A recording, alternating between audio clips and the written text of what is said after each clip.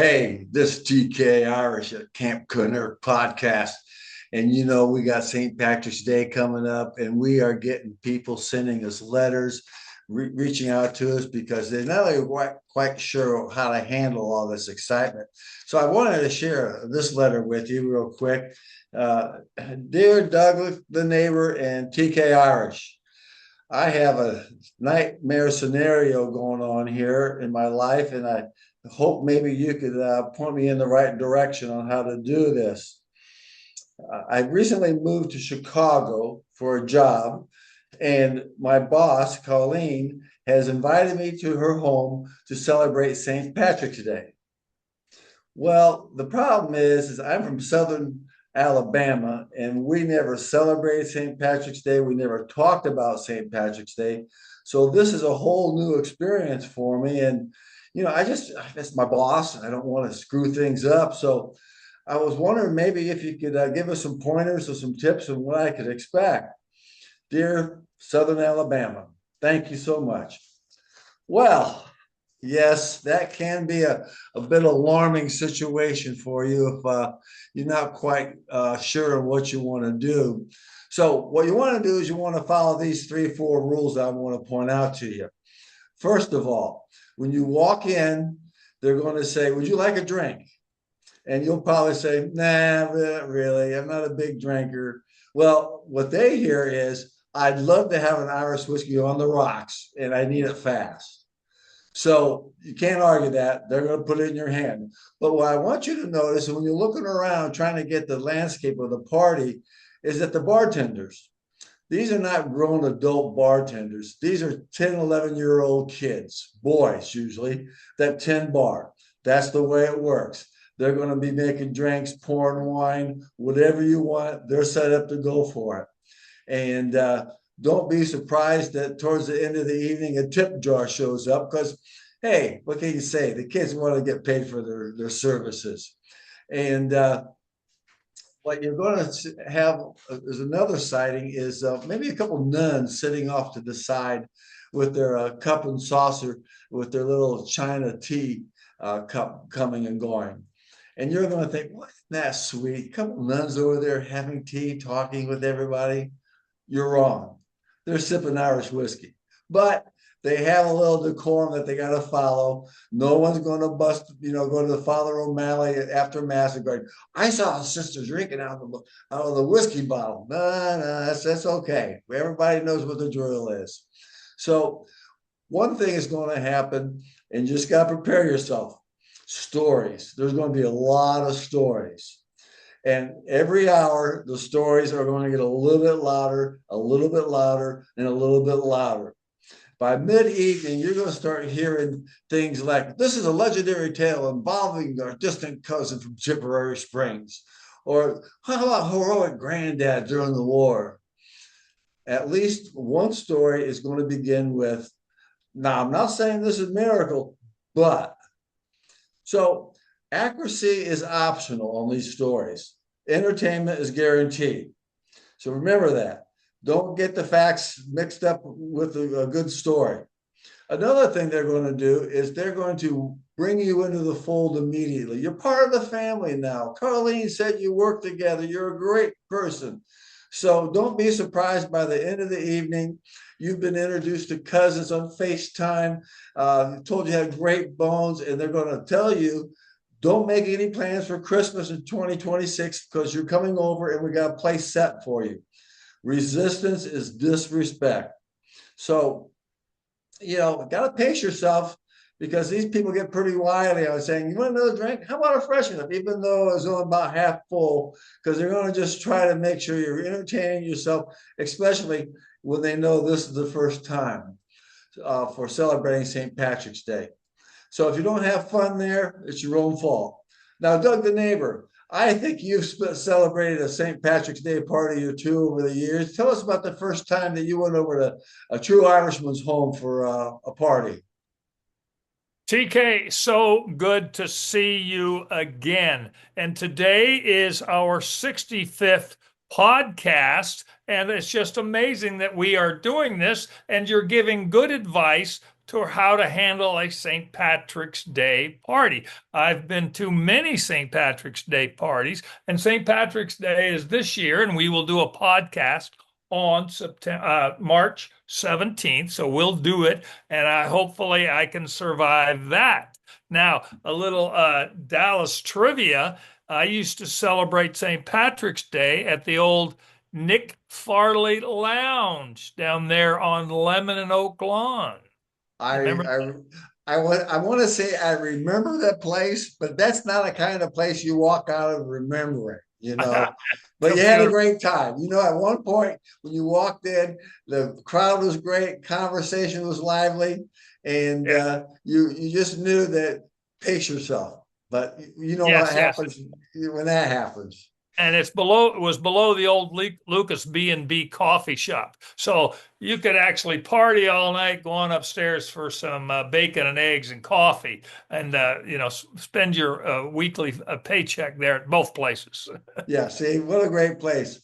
And it was open 24 hours, the restaurant was, so you didn't have to worry about rushing over there to get the last call, because it was there. It'll be there. So it was great memories. Now, I wonder if the Lucas B&B is still there, or they've turned that parking, what is it? Joni Mitchell's turned a Paradise into a parking lot or something. But I know that Nick Farley passed away many years ago, and he was a true Irishman. And we'll get into that. But good points on your part concerning tips to make it through St. Patrick's Day. Little warning tips. Now, I have some interesting situation for it. Yesterday was what we call Double Day, March 3rd, 3/3, March 3rd. It's a double day. And so I have very interesting points here that all happened on Double Day. Okay. In 1845, Florida became a state. Well, state of mind or state of confusion? State. Okay. In 1891, Shoshone Park. I'm not real sure where that is, but it's considered one of the first national parks, Shoshone Park, in 1891. Okay. Now, here's something of interest on the cultural side. We do have a little culture. In 1875, on March 3rd, the opera Carmen was first performed at the Opera Comédie in Paris, France, and it was written by Bizet. Now, when I lived in New York City, I went to the Opera Carmen, and there's a very famous song in it called the March of the Toreadors. Mm-hmm. And it's very, very, very enthusiastic and loud, and that debuted March 3rd, 1875. Okay, now, modern day history, and this is a little bit interesting. Time magazine debuted, first issue, March 3rd, in 1923. Well, freedom of the press at its finest. Right, okay. And then here in 2005, okay, and maybe we can get Kevin, the magnificent computer guy, to post a picture of this. A man named Steve Fawcett, okay, he created a plane, and he flew around the world nonstop as the only person on the plane. He flew it by himself in 2005. His name is Steve Fawcett. Now, if he's the only one flying the plane, what did he do when he was sleeping or had to go use the outhouse, basically? Well, if you're the only one on the plane, who's going to tell what you do? Boy, that plane must have stunk around it. That was Steve Fawcett. Now, here's something of two things. Charles Ponzi was born in 1882, and he is a very interesting character because he created the Ponzi scheme, and his scheme at the time was selling I believe it was a type of stamp that could be, and you bought it and then it had interest in it or something like that. And so he would sell more to pay the interest, the basic Ponzi scheme. Okay. And then in 1911, the famous actress Jean Harlow was born. Jean Harlow, the original blonde bombshell. She was born in 1911.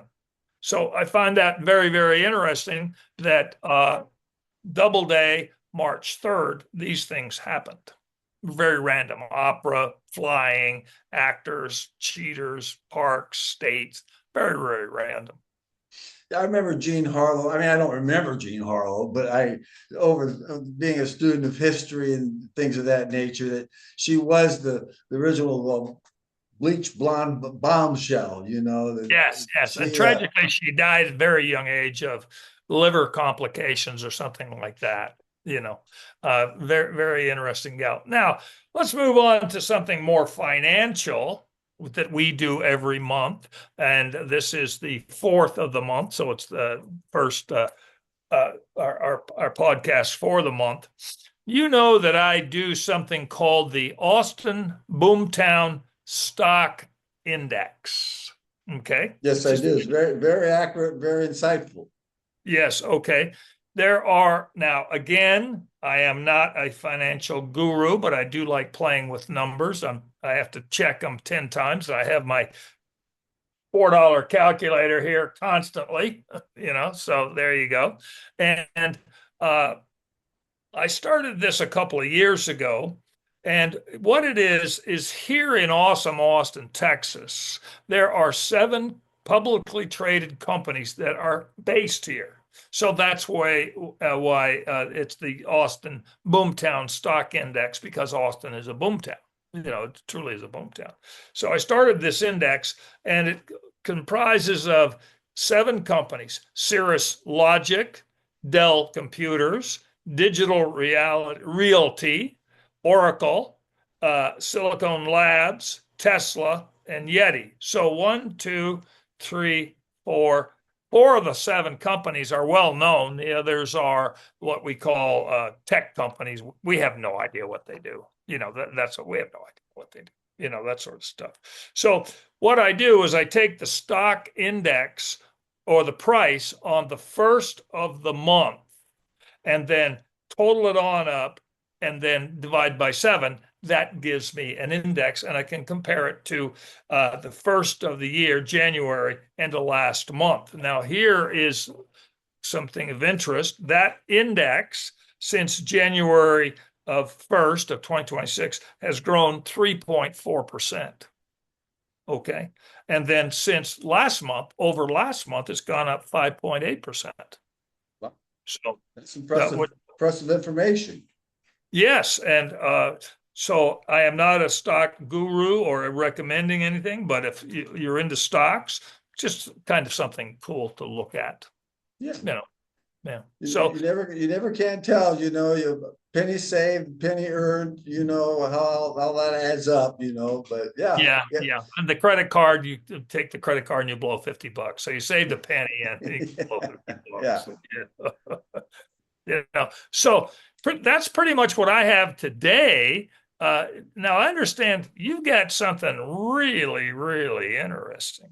Please. I tell you what, Doug the neighbor, we've been talking about the Wyoming Willie, the elephant that's been terrorizing the Rocky Mountains in Wyoming.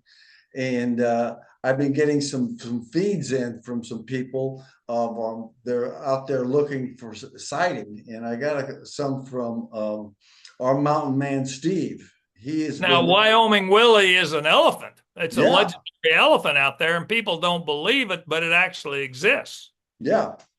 And so Mountain Man Steve, he's out there tracking it. And but before that, I wanted to share with that Mountain Man Steve is not the only one out there looking for him.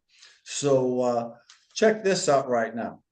I'm heading out to find the legendary Wyoming Willie elephant. Road heads north into the hills, kind of country he likes to roam. Map says he favors the bends of Soda Butte Creek. Tracks lead this way. That's no bison print. Let's have a look. There he is. Yeah, Doug, that was you. You can't hide. You could put the hat on and the glasses and everything, but that's okay because the more people out there tracking, the more times we're going to find Wyoming Willie. So, but I want to share with you what Mountain Man Steve had sent in to us, and so check this out. This is SK coming to TK Camp Kennerk. I'm here to check on my camera for Doug, the neighbor's elephant. See if I can get some pictures of set up a trail camera some time ago, and I haven't been able to get a feed from it through my computer, so something must have happened. So I'm going to go down and take a check at it. It's cold out here. I got my nose warmer on, and I'm ready to go here because it's really frigid. Let me put my gloves on here because it is. Let's see, where am I here? Come on.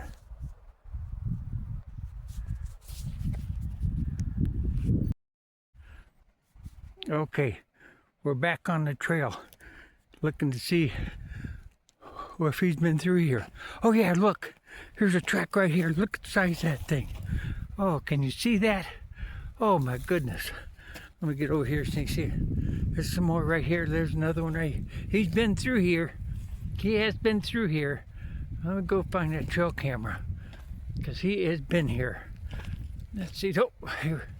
What the, here's, see all this right here? Look at that. That's my trail camera.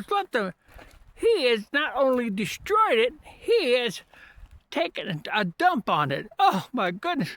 This guy is smart. He's deadly. Look at all these tracks. He's heading back out that way. Now, I'm not going to follow him for what he did. Doug, the neighbor, I hope you're happy. Destroyed one trail camera just so I could get a picture of it. And I don't think I'm going to get the card out of it. Look at all those tracks. Oh, well, I'm headed back to the card. Wyoming Willie, you're on your own. Take care. Bye.